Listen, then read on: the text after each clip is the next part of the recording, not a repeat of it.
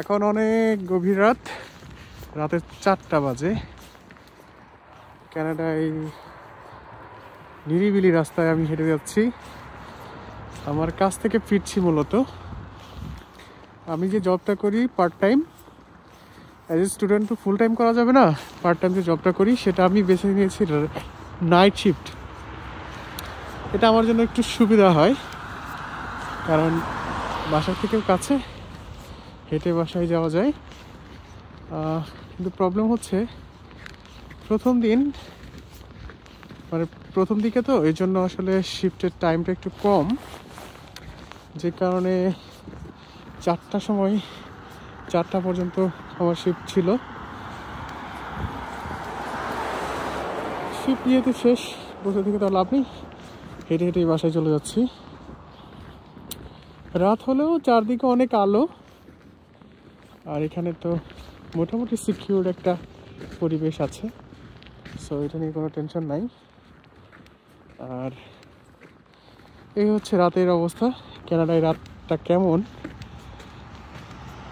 আপনারা দেখতে পাচ্ছেন, রাস্তা মোটামুটি ফাঁকা, তবে মাঝে মধ্যে 2-1টা গাড়ি যাচ্ছে। এখন টেম্পারেচার -6-7, ফিলস লাইক -12-13 এরকম। প্রপারলি ড্রেস আপ করলে খুব একটা বেশি সমস্যা হয় না,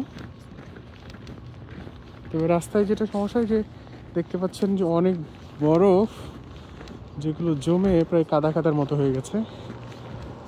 সো এখান দিয়ে হাঁটতে একটু বেগ পেতে হয়, তবে উইন্টারের যে বুটসগুলো আছে ওগুলো পরে হাঁটলে তেমন একটা সমস্যা হয় না।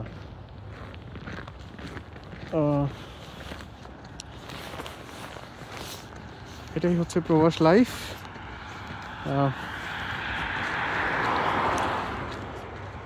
পড়াশোনা, পার্ট টাইম জব, ফ্যামিলি, নিজের সময়, নিজের যত্ন, সব কিছুই আসলে একসাথে করতে হয়। মানে একসাথে করার যে ক্যাপাবিলিটি, সেটা কানাডা না আসলে আসলে হবে না। দেশে থাকতে তো অনেক সুবিধা পাওয়া যায়, যেগুলো এখানে আসলে কল্পনা করা যায় না। তবে এটা ঠিক মানুষকে সেলফ ডিপেন্ডেন্ট এবং নিজে নিজেই সব কিছু করার যে শক্তিটা, সাহসটা, সেটা এখানে আসলে হতেই হবে, তাছাড়া আর কোনো উপায় নেই।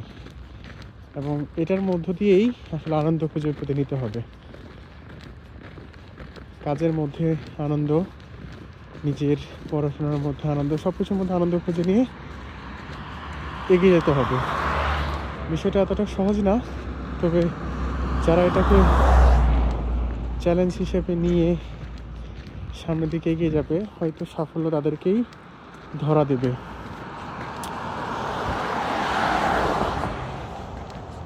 সবার জন্য অনেক অনেক শুভকামনা। যারা কানাডায় আসতে চান তাদের জন্য অনেক শুভকামনা।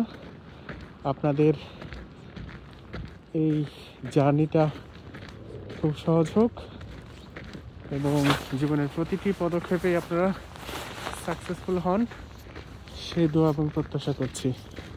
ভালো থাকবেন সবাই। আল্লাহ হাফেজ।